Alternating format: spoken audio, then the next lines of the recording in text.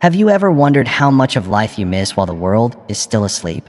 What if the peace you're searching for isn't hidden in more sleep, but in the quiet hours before sunrise?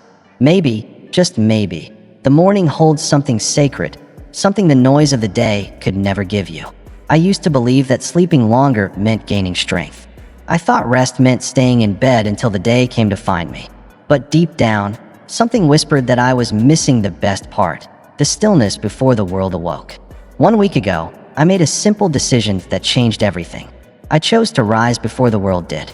Not just to wake early, but to wake with purpose. To sit quietly in the presence of God. To greet the morning not with my phone in hand, but with my heart open to heaven. That first morning wasn't easy. My bed was warm, my body heavy, and the silence almost intimidating. Yet standing at the edge of that stillness, I realized it wasn't empty. It was full. Full of peace, full of presence, full of the clarity I had been chasing in the noise. I sat down, closed my eyes, and whispered one word: here. I had no list, no plan, nothing to prove. I simply showed up. And in that quiet hour, something inside me shifted. I felt aligned again.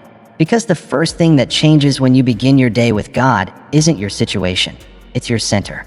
The world may still be loud. The bills might still come. The people around you might still test your patience. But something in you becomes still. Something in you becomes rooted. And when you're rooted, life's winds don't shake you the same way.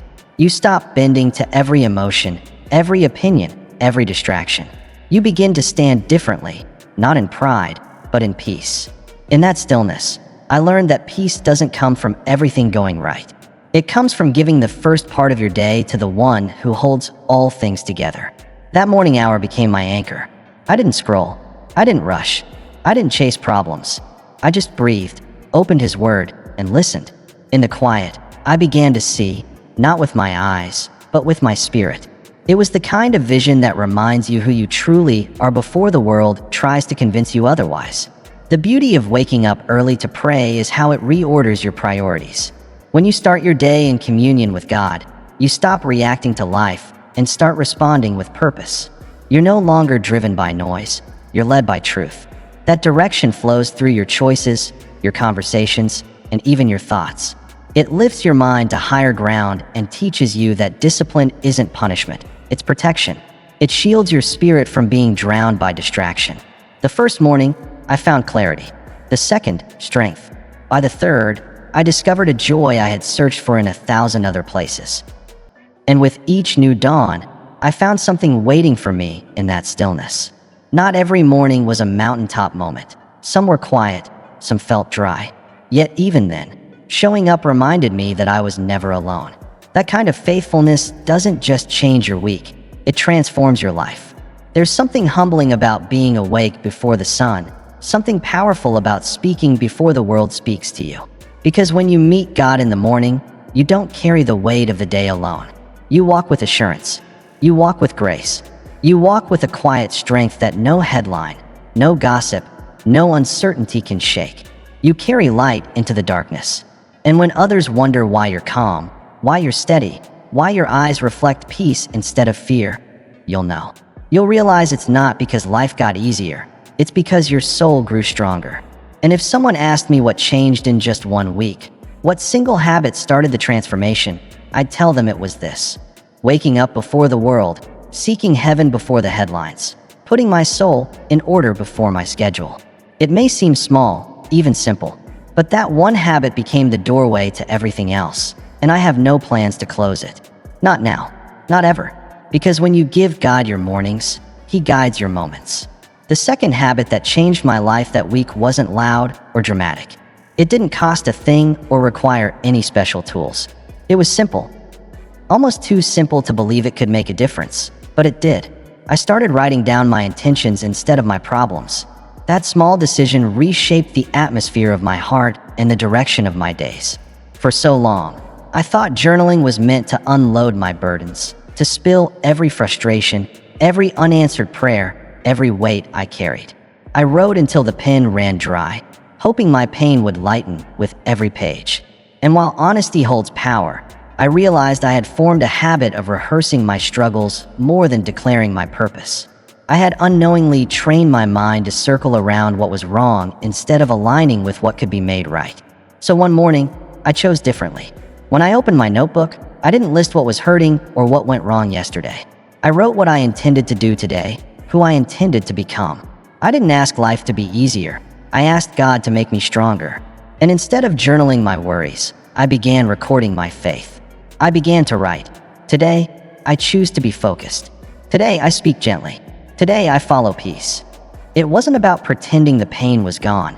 It was about deciding that it wouldn't lead. Each line became a seed, and seeds planted in faith always grow roots. I didn't feel transformed overnight, but something in the way I carried myself began to change. I no longer woke up defeated. I woke up determined. The words I wrote in that quiet time started to echo through my thoughts all day long. I wasn't just reacting anymore. I was remembering who I said I would be. I wasn't surviving. I was walking with intention. The mind, I realized, is like fertile soil.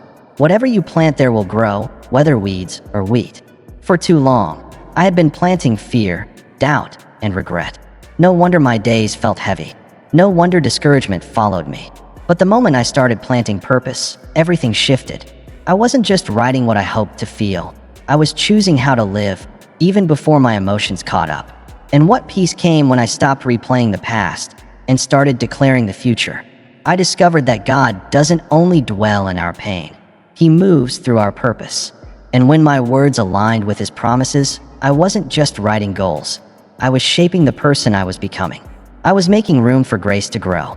The pen became a tool of faith, a quiet declaration that whispered, I may not see it yet, but I believe it's coming.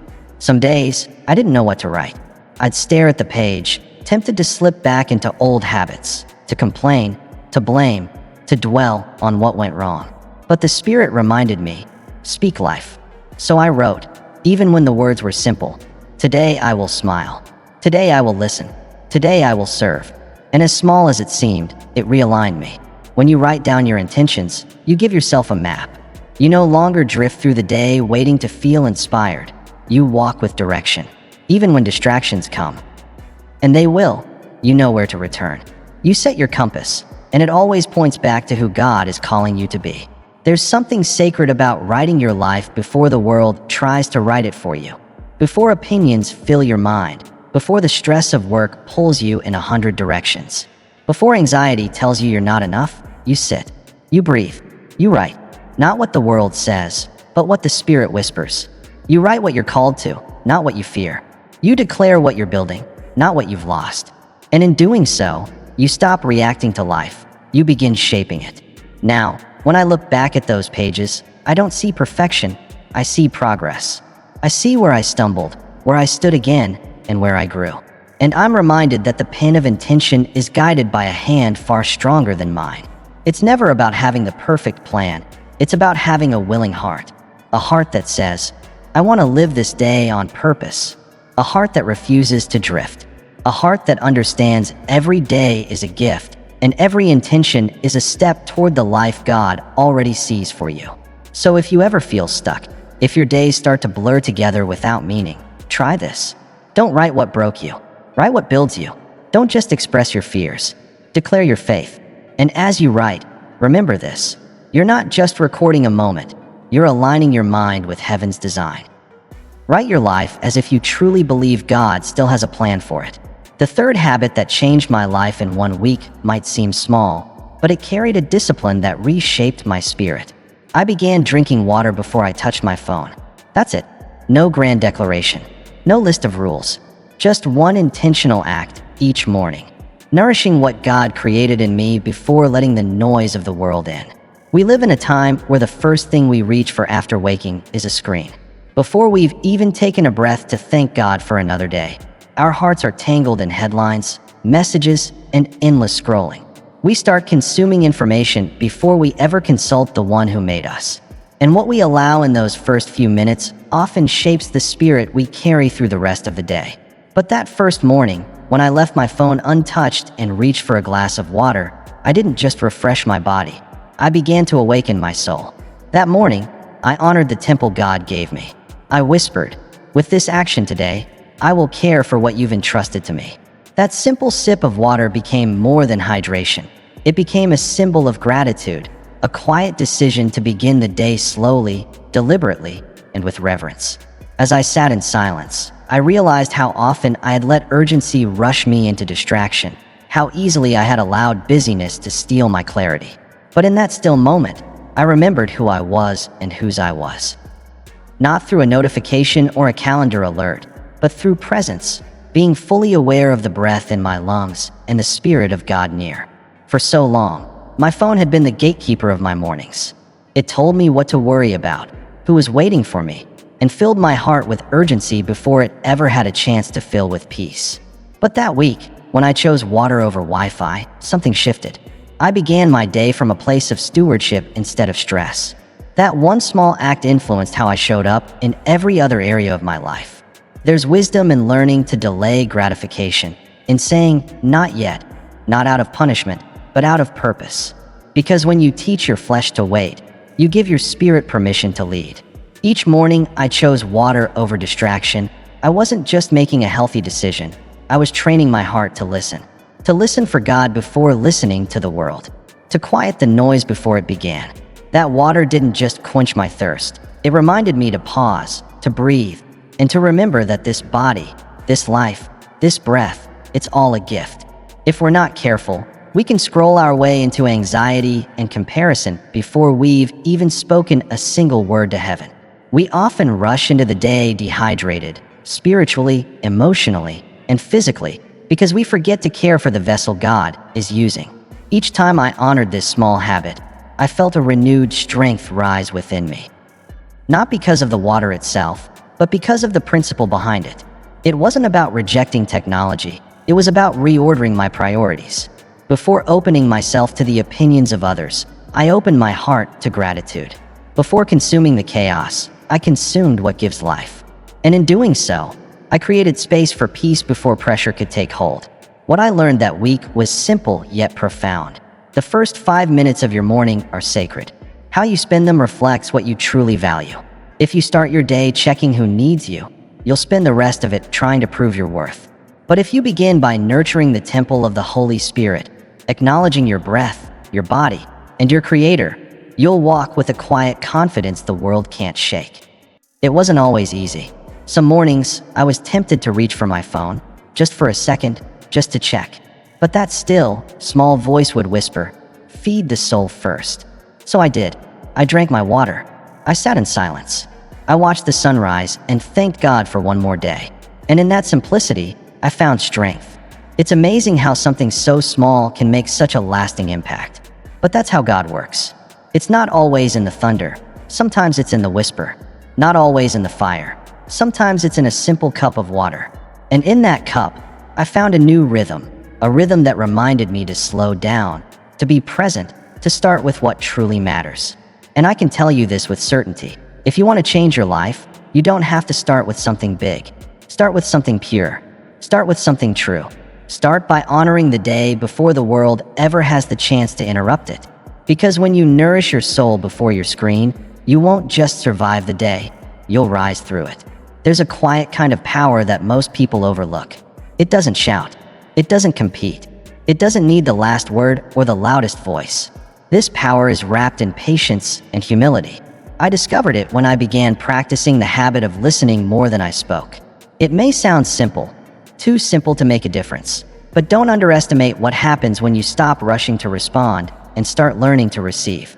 The moment I began to truly listen, not just with my ears, but with my spirit, something shifted inside me. I didn't just become a better communicator, I became a better human being. Before that shift, I hadn't realized how much of my talking came from insecurity. I always felt the need to prove something, to be understood, to be right, to explain myself. I wanted people to know what I believed and where I stood. But in trying so hard to be heard, I had forgotten how to hear.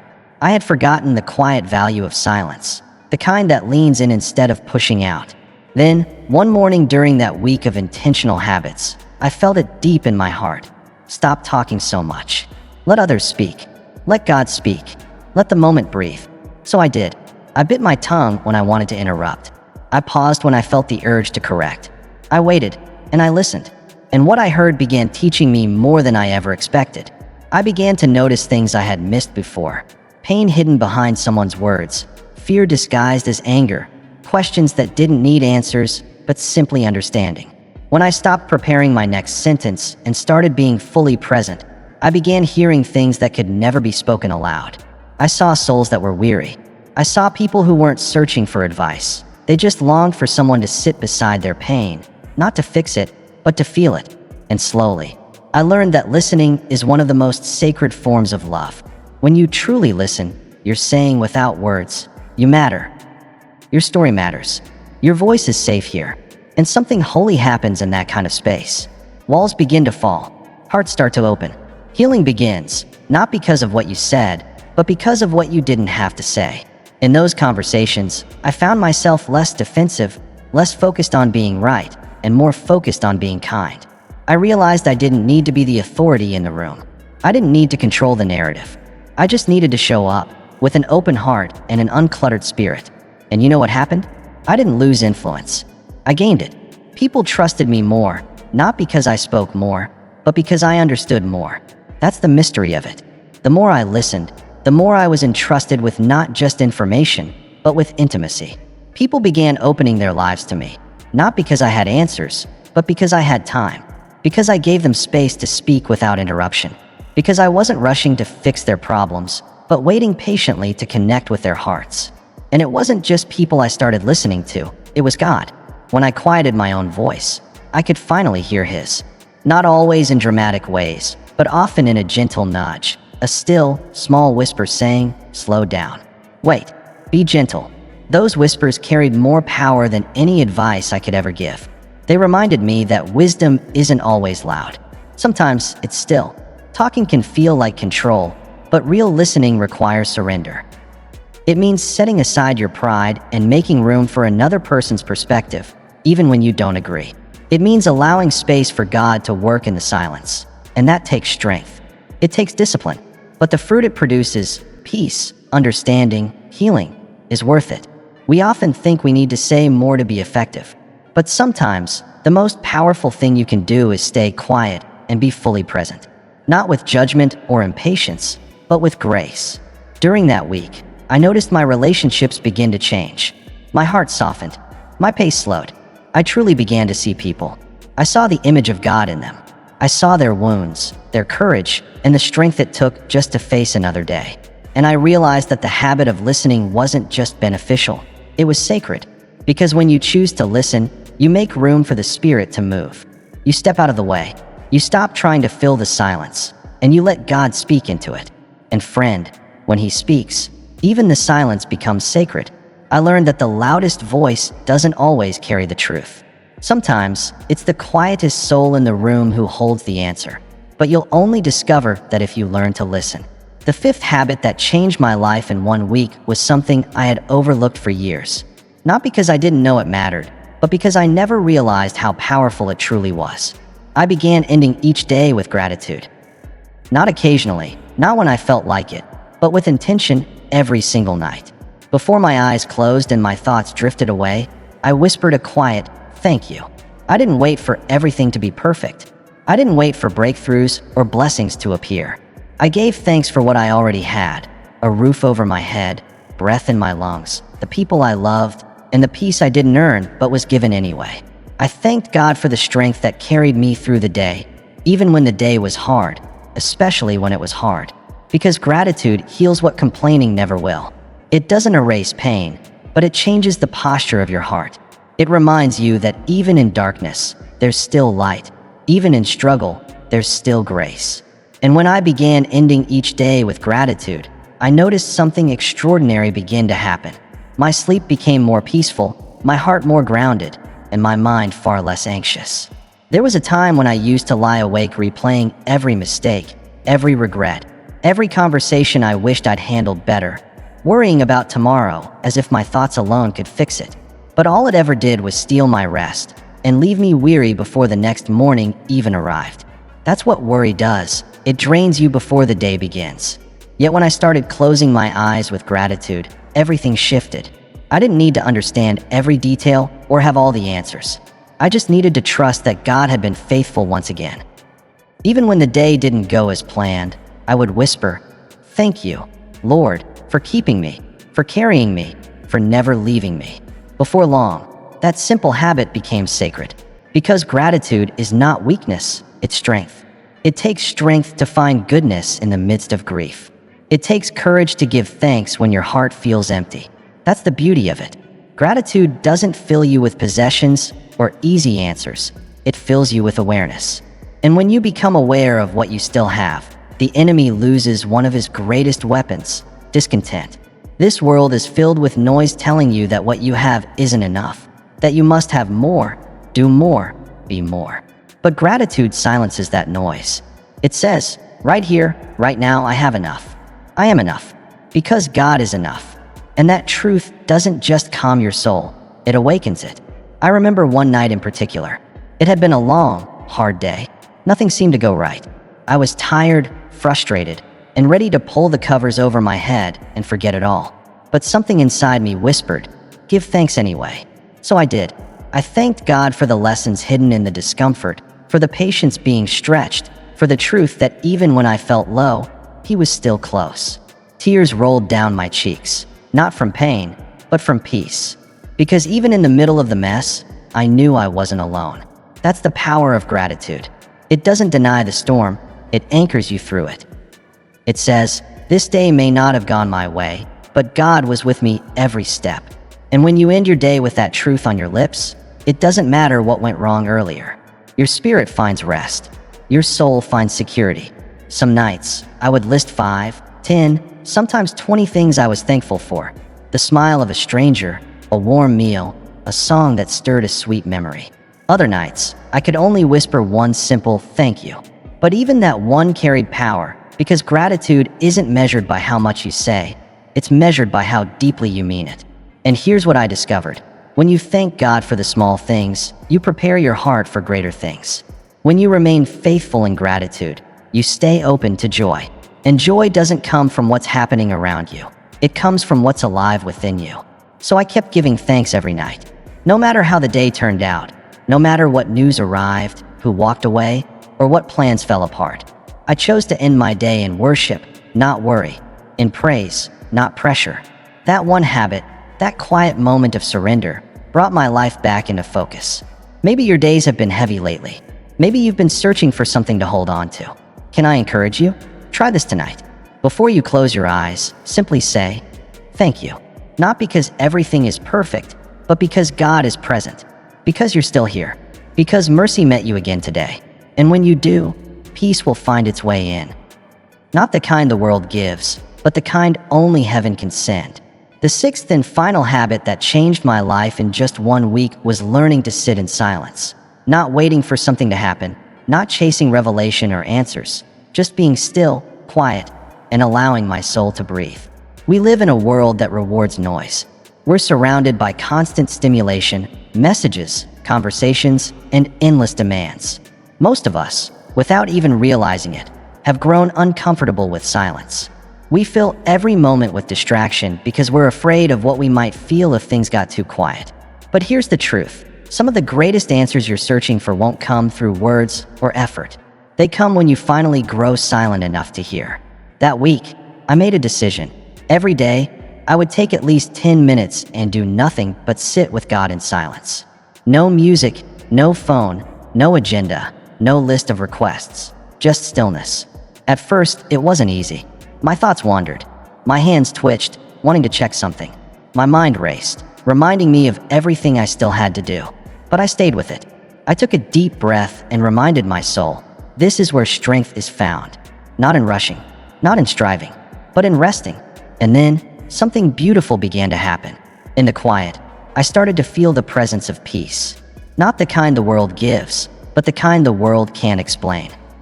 A peace that doesn't need words, yet wraps around you like a warm blanket. A peace that whispers, you don't have to figure everything out, just be here. In that silence, I learned something profound. God speaks the loudest when we are the quietest.